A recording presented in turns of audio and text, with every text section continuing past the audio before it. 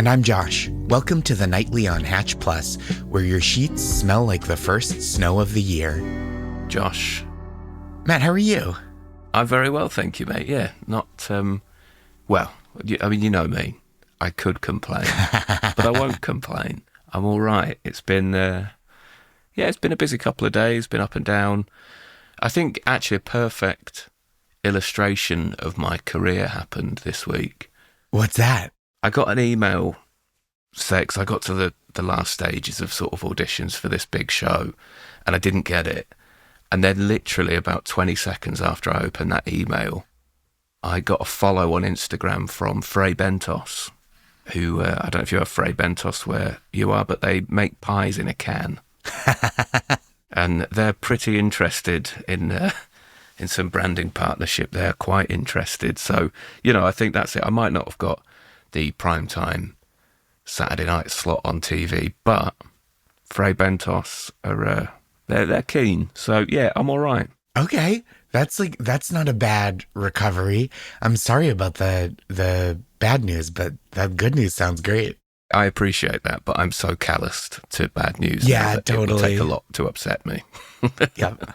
I go in and out, too, of, professional disappointments. I feel like I can never predict with me when I'm going to go you know what? Not everything is meant for you, and there's lots of talented people out there. And usually I can get myself into that mode pretty quickly. But some days when there's bad news, it does take 24 hours for me to work out everybody has bad taste and nobody cares and everybody just wants before I get the poison out and feel normal again. I totally get that, but I think you're right. You hit on a point there, which is what I often revert back to, which is rather than being upset for me, I just sort of weep for humanity in a way where I go, oh, that's such a shame. No one else has good taste in comedy. That is such a shame.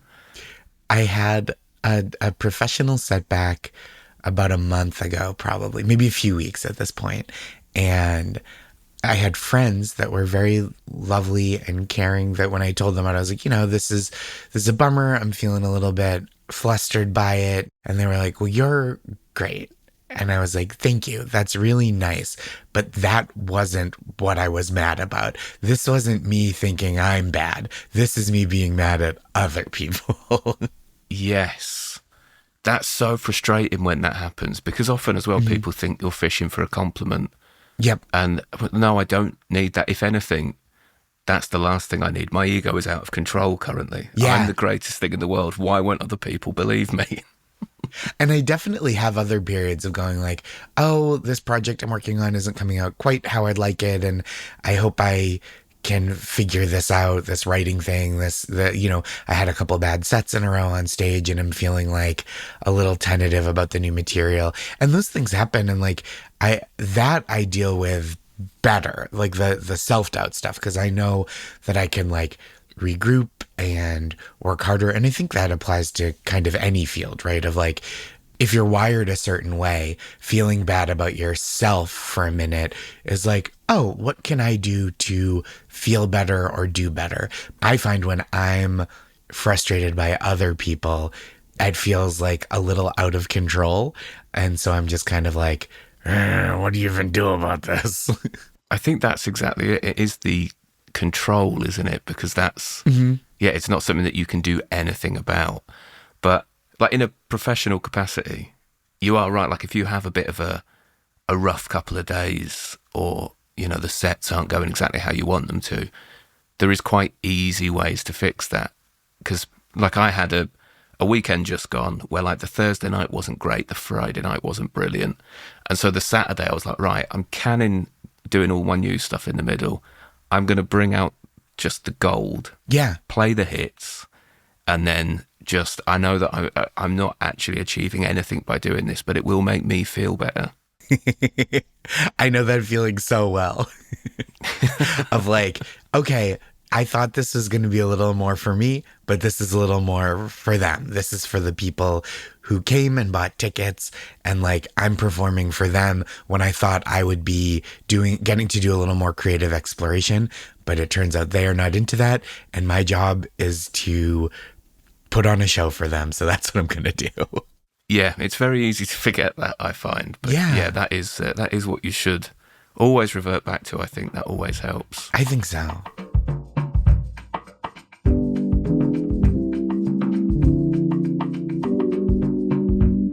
But I'm curious, Josh, if you have like a bad day in terms of, I don't know, just stuff goes wrong. Like my boiler broke down a couple of days ago. And frustratingly, actually, this is so typical. In fact, you know what? This is a lesson to everybody listening, that if there is a problem with something, just ignore it. Because I tried to be so proactive. I saw an error code on the boiler. There was no hot water coming through. I immediately phoned the plumber and I thought, I am going to get this sorted right now. Plumber came out. He said, oh yeah, that part's gone, blah, blah. Anyway, cut to that evening, the valve that was sort of stuck managed to dislodge itself. Everything is absolutely fine now. Not had a problem all week. And yet the plumber's come in with all the parts on Sunday to fix something that doesn't need fixing. Oh, geez. Frustrating. I almost always feel, and this is wrong with me, I know that I'm wrong about this, but I find often when there's a problem like that, you could deal with it now and it's a pain in the neck, or you can put it off and deal with it later, and maybe it'll be a pain in the neck and maybe it'll fix itself somehow magically. And I find when I'm faced with those two options, I'm almost always like, well, let's deal with it later. I'd rather feel good now and bad a different imaginary time. Yeah, I believe in magic. That's right. Something will change. Yeah. And you are right as well, because that's not you suffering. That's future you. That's future me. Abstract doesn't exist you. Whereas this you right now doesn't want to be inconvenienced. I don't want to feel bad right now. No, who does? Why would you do that to yourself? It is like, I've had moments recently. I forget what it was. Oh, you know what it was? It was like a little customer service thing where I had to get on the phone, and I had like booked the wrong flight and had to change it. And by the time I did that, but I was like, I'll just get on the phone right now. There's a 24-hour window. And the process of fixing that made my day so much worse that I was like, I should have just gone on the flight I didn't want to go on. Yeah, you just see the minutes ticking by and it becoming more and more of a pointless exercise. Yep. And I was just like, never try to improve anything. That's the lesson. Yeah, just deal with what you've got. Suck it up. Mm-hmm. That's right. When you've got to change anything as well, I think something that winds me up possibly more than anything else in the entire world is when you go to change something and they say, right, well, there'll be a £15 admin fee for that. And I want to say, well, you can waive that because I don't want it. And if anybody's getting the admin fee here, it's me. I called you. You're right. I'm doing the admin. Yeah.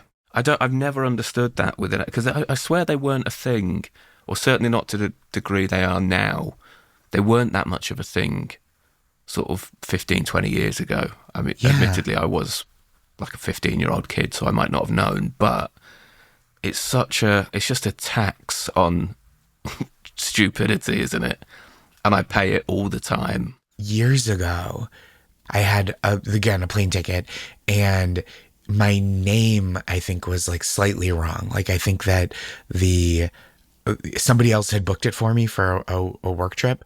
And I was like, oh, this isn't right. So I should just go get it changed at the airline counter, and it should be easy. Like, I know who I am. I have all the information. It's like pretty obvious what happened. And they tried to charge me as if I was changing a flight. They're like, oh yeah, any adjustment to your ticket is like a $200 fee. And what? I was like, but it's just putting the last letter of my middle name onto the ticket so that it reflects my ID. And they were like, well, we can waive it this time. And I was like, well, it doesn't, you're already here. I'm the only person in line. Like, those admin fees of like, you have employees. That's part of your job as a company, is to pay your employees. Why am I paying them your salary? Yeah, you're paying administrative staff Yeah. Your admin costs are your staff costs. Right. But with that, like 200 quid to change it, like you're in the territory there of it possibly being more economical to just change your name. I don't know how much deed poll costs, That's right. but that's not a million miles off. I'm terrible with putting names in, so I sympathise with you totally. Like with all my utility bills and all that sort of thing, I'm so careless with it because I find it such a boring job signing up to, Yep. you know, an electric company or whatever. It's a nightmare. Whenever I phone up my phone company or the electric company or the water board, I've genuinely got a different name for each one because I've typed it in wrong and it's just stayed that way. So I'll phone up like Vodafone or something and say, oh, it's Matt Bragg. And they'll go, no, that's all right. Okay. It's Mort Borg. It's like all the letters come under different names. It's a really, really, really depressing double life. Some of it is even like, oh, I guess I used my full legal name to fill out this paperwork. So like there's the Amtrak train service in the United States. I'm not to brag, but I'm an Amtrak Rewards member. And Ooh. yep, pretty hot stuff. And I always have to remember that, my legal name is Joshua, but it is Josh for the Amtrak Rewards program. So if I put in my full name, it goes, we don't know that guy. And I go, come on, you know me. Come on. I take the train all the time. We're old friends. What do you get with the with that? Okay, so this is another problem with me. We've talked about a lot of my issues running my own life. I don't know. I belong to so many rewards programs that I just go, and I don't know how to use the points or what they even are good for. So I just have like enormous numbers of points. I might have set a new points record on the Dunkin' Donuts app because I just accrue points and then go, look at all those points. I feel like I'm a points dragon with just like stacks of gold under my scaly limbs. I would love to know the science behind that because I'm the same with like supermarket club card points and stuff. Yep. I would go well out of my way to buy my petrol from a certain supermarket chain. Totally. So that I could get the points because I drive so much as a comedian. It's like 30, 40, 50,000 miles a year. So that in petrol, that's worth so many points. And I would go out of my way, collect all these points and just think, God, one day I am going to buy something big from here and it's going to cost me nothing. And I would fantasize about this day coming. Yep. And then overnight one day, they just all went out of date. Oh, no. It's horrible. Oh, that's such a nightmare. And that happens to me all the time. I don't know what we're saving them for, but psychologically there's something holding us back there, isn't there? There's a great bookstore in my neighborhood called Books Are Magic, and they have a great rewards program. And every time I go in and buy something, they go, do you want to use your points for this? Like, you can get this book for free.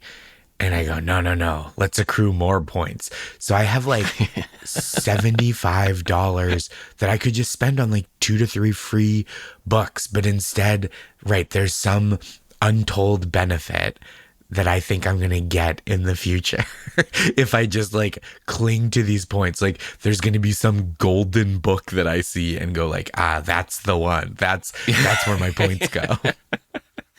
I'm going to take over that company. I'm going to buy that company with their own points. Do you remember I don't know if you would have even seen this, but I think it was Pepsi did a promotion that was like Pepsi Points. Like they used to do, or they might still do like Marlboro Miles with the cigarettes. And you just like, they have a catalog of stuff. And I believe it was with Pepsi. They went, and if you get 10 million points or whatever, you get this private jet. And it was like a joke at the end of the advertisement.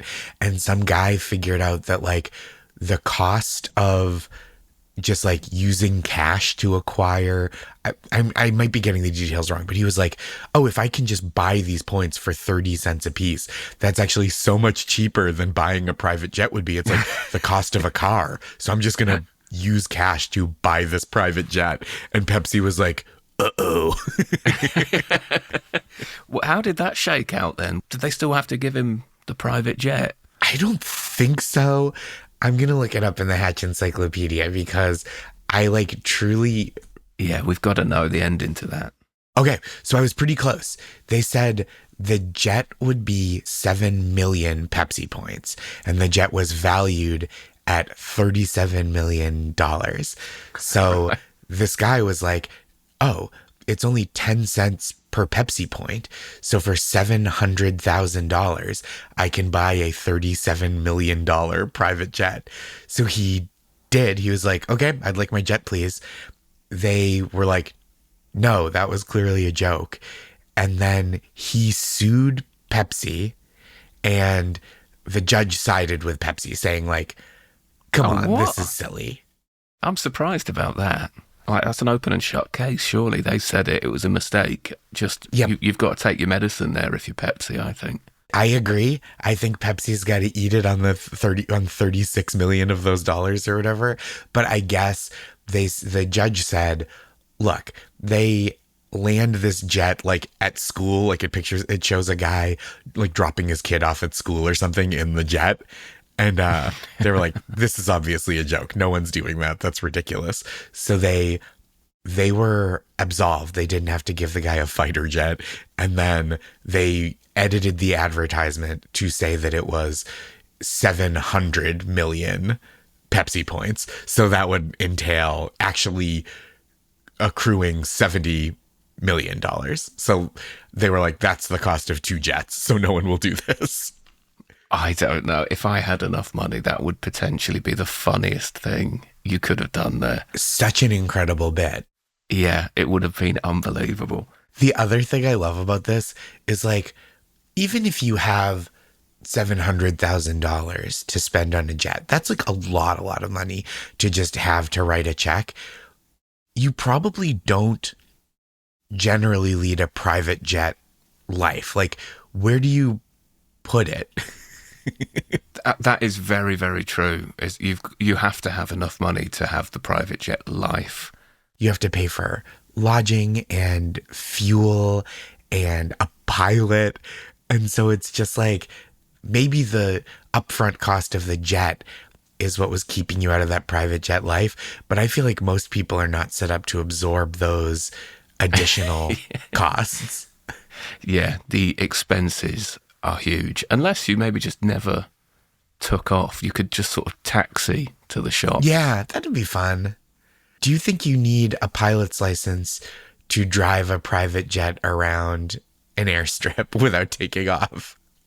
That is a very interesting question, actually. Because, I mean, if you made the plane so that it couldn't take off, you are basically just driving like a giant bus around, aren't you? Yeah. So maybe you could get away with like a commercial trucking license. Yeah. Or it's a private jet, so like a minibus license would probably do. That's maybe. fair, yeah. Yeah. Because I'm not licensed. My license is just for a regular car, but I think I would upgrade if I had a jet to tool around in. Yeah, 100%. I'm so glad we got into this. I haven't thought about that story in years, and I was very glad to get to share it with you. But all this talk about points and numbers and rewards programs and home problems has really got me tired out, and I think I got to turn in. Good night, Matt. Night, Josh. Talk to you next time.